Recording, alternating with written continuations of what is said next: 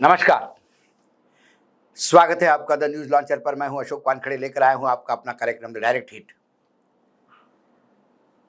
बिहार में चुनाव पीक पर है। चुनाव आयोग एसआईआर को लेकर लगा हुआ है।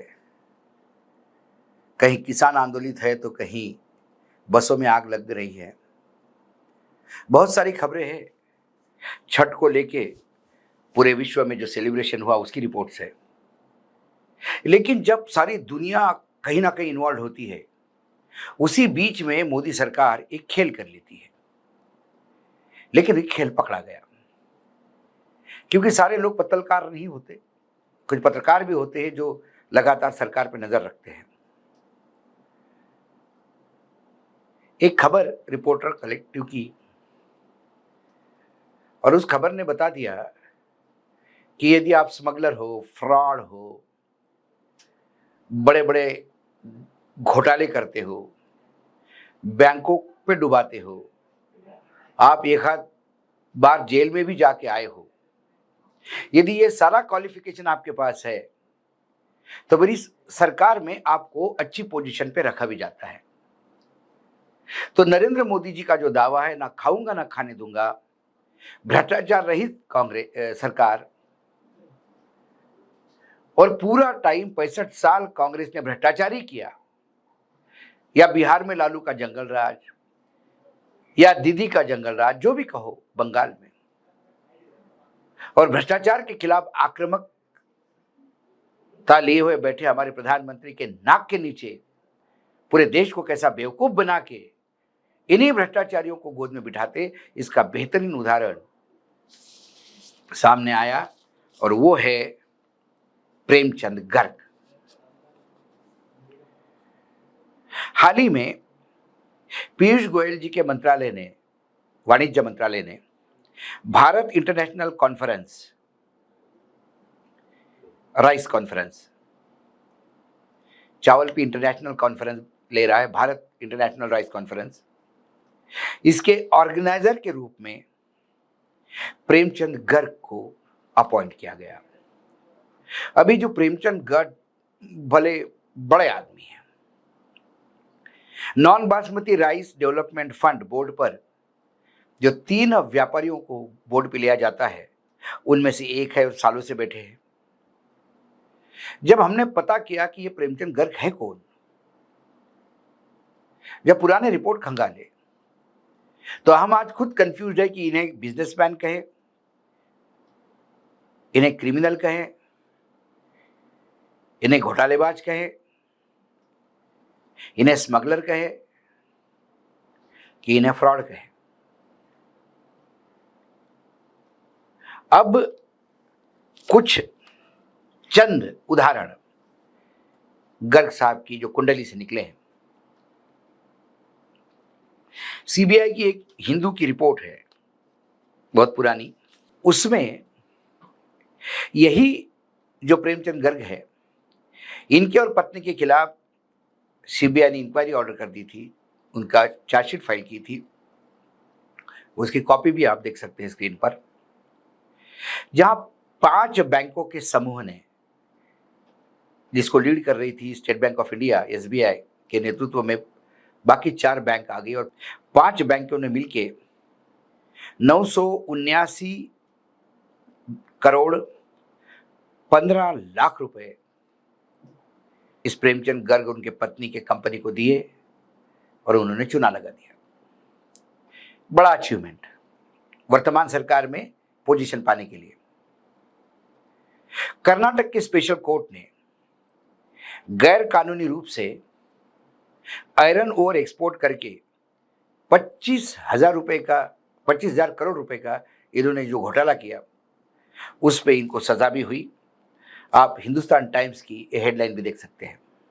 फिर ये वही सज्जन है जिन्होंने सीबीआई डायरेक्टर पर आरोप लगाया था कि उन्होंने 15 करोड़ रुपए मांगे इनको जमानत देने के लिए। मतलब ये कैसे जेल में पड़े रहे और जमानत नहीं मिल रही, तो सीबीआई के डायरेक्टर पे आरोप लगाए। ये उसी सीबीआई के चार्जशीट के बाद की बात है। 2016 में डायरेक्टरेट रेवेन्यू इंटेलिजेंस, डीआरआई ने 2016 के एंड और 17 के प्रारंभ की बात है ये। गर्ग के बेटे देवशीष को ड्यूटी फ्री गोल्ड के नाम पे स्मगलिंग करते हुए अरेस्ट किया था, जो 17 करोड़ रुपए का चूना लगाते हुए सरकार को पकड़ा गया। मतलब प्रेमचंद गर्ग घेरे में, पत्नी घेरे में सीबीआई के, फिर इनका बेटा कैसे पीछे रह सकता है, उसको भी डीआरआई ने अरेस्ट किया स्मगलिंग ऑफ गोल्ड में। 2015 में नाइजीरियन सरकार ने इनको वहां पे इनके खिलाफ केस फाइल किया। इको बैंक पीएलसी जो बैंक है, जिसको $4.2 बिलियन का चूना लगाया, और वर्तमान में वहां से वो भगोड़े हैं। ये इनकी महानता है। और ये गर्ग साहब अब Bharat international rice conference organise करेंगे। यही इंसान non basmati rice development fund board पर डायरेक्टर है। ये पीयूष गोयल जो चार्टर्ड अकाउंटेंट है, इनके पिता सालों कोषाध्यक्ष रहे भाजपा के, तो कोष से इनका बहुत नजदीकी संबंध है। एक तो चार्टर्ड अकाउंटेंट, कॉमर्स मिनिस्टर, वाणिज्य मंत्रालय, और फिर गर्ग साहब। क्या यह सरकार को पता नहीं होगा? छोटे छोटे चीजों के लिए ड्यू इंटेलिजेंस करती है सरकार, और सरकार तो अपनी इंटेलिजेंस पे इतराती है कि वो तो पाकिस्तान में क्या चल रहा है, कहाँ आतंकी छुपे हुए हैं और कौन क्या षड्यंत्र कर रहा है, उसको तुरंत घेर लेते हैं। किस पत्रकार को कहां से फंड आया जो इसके खिलाफ बोलते हैं, उनको घेर लेते हैं। लेकिन सरकार इसका ड्यू इंटेलिजेंस क्यों नहीं कर पाया? जिनके कशीदे अखबारों में छप चुके हैं, वो सरकार के एक बड़े पोजीशन पे कैसा पहुंचता है? यह है वर्तमान केंद्र सरकार का ओरिजिनल चेहरा। टेनी महाराज का बैकग्राउंड सारी दुनिया को पता, जिसके ऊपर मर्डर केस चल रहा है। बाद में तो जब वो केंद्र में गृह राज्य मंत्री थे तब तो छूटना ही था उनको। जिनके ऊपर कई केसेस है, वो मुख्यमंत्री बनते हैं यूपी में और उसके बाद अपने ही केसेस विड्रॉ करवा लेते हैं। तो ये जो सरकार का जो चेहरा मुखौटा है, और जो मोहन भागवत बार बार राष्ट्रवाद और कल्चर और कैरेक्टर पे बात करते हैं, उन्हीं के समर्थन से या उन्हीं के शिष्यों द्वारा कैसी भ्रष्टाचारी सरकार चल रही है, इसका एक बहुत बेहतरीन उदाहरण है। लेकिन इस पे कोई जवाब नहीं देगा। आप संघ को पूछो, वो हाथ ऊपर कर देगा। आप मोदी जी को पूछो, वो हाथ ऊपर कर देगा। पीयूष गोयल उस पर जस्टिफाई करने का प्रयास करेगा कि केसेस कोर्ट में चल रहे हैं, अभी थोड़ी घोषित हुआ है। लेकिन किसी पे जरा भी केस चल रहा हो और विपक्ष की सरकार में यदि उसको कहां बिठा दिया, तो फिर पूरे भारतीय जनता पार्टी के नैतिकता के पैमाने बदल जाते हैं।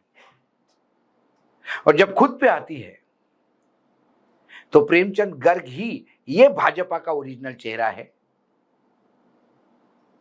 तो जो बिहार में लगातार जंगल राज की बात हो रही है, भ्रष्टाचार की बात हो रही है, उनके अपने मुखौटे के नीचे उनका घिनौना चेहरा क्या है? ये प्रेमचंद गर्ग है। इसी आपाधापी में धीरे से एक अपॉइंटमेंट कर दिया। उनको लगा कि किसी की नजर नहीं पड़ेगी। लेकिन है, इस देश में कुछ लोग हैं जो चाहते हैं कि साफ सुथरी राजनीति रहे, चाहते हैं कि जिनकी जगह जेल में होनी चाहिए वो सरकारी ओहदे पे ना बैठे। सरकार ने इनको क्यों बिठाया? ये सिर्फ पीयूष गोयल जानते हैं, नरेंद्र मोदी जानते हैं और अमित शाह जी जानते हैं। क्योंकि पीयूष गोयल वैसे अमित शाह के भी बड़े नजदीकी माने जाते हैं। कई फ्रंट पे वो उनका सेनापति बनके भी काम करते हैं। तो क्या ये अमित शाह जी के आदेश से हुआ, अमित शाह जी के आशीर्वाद से हुआ, या पीयूष गोयल ने अपने लेवल पे किया? ये तो भाजपा के अंदरूनी लोग ही बता सकते हैं। लेकिन इतनी जरूरी कि जब पूरा देश अलग अलग चीजों में जिनका ध्यान बटा हुआ हो, तो नीचे से, नाक के नीचे से ऐसे खेल करने का भाजपा आदि है। प्रेमचंद गर्ग के अपॉइंटमेंट से ना खाने दूंगा ना खाऊंगा, भ्रष्टाचार रहित सरकार और भ्रष्टाचार के खिलाफ लड़ाई लड़ने की जो तमाम बातें हैं वो सीधी हिट करती है, और हिट होने के बाद इनका मुखौटा नीचे आ जाता है और दिखता है भ्रष्ट चेहरा। मैंने तो पहले ही कहा था कि क्रिमिनल कहे, स्मगलर कहे, भगोड़ा कहे या फ्रॉड कहे, ये मैं आप पे छोड़ता हूं। आज डायरेक्ट हिट में इतना ही, कल आता हूं किसी विषय के साथ। तब तक के लिए नमस्कार। देखते रहिएगा द न्यूज लॉन्चर।